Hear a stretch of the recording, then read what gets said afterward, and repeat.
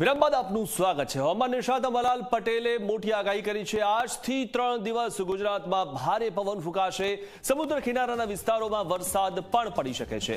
આજે કાલે અને પરમ દિવસે ભારે પવન ફૂંકાવાનો છે। સૌરાષ્ટ્ર, ઉત્તર અને મધ્ય ગુજરાતના હવામાનમાં અચાનક પલટો આવવાનો છે, ત્યારે નવસારી અને સુરત આસપાસના ભાગોમાં હવામાનમાં પલટો આવશે।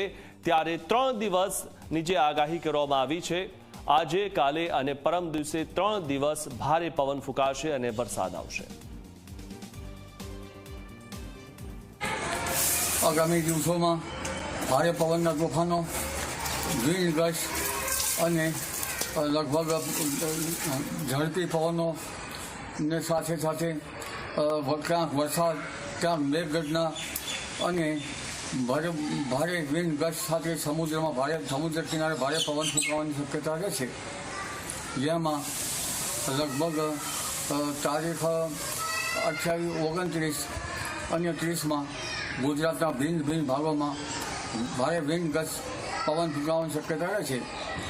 લગભગ સામાન્ય પવન 10 થી 15 કિલોમીટર અને વિન્ડ ગસ્ટ 35 કિલોમીટર અને દરિયા કિનારા ભાગોમાં 40 કિલોમીટર ઉપર ફૂંકાવાની શક્યતા રહેશે।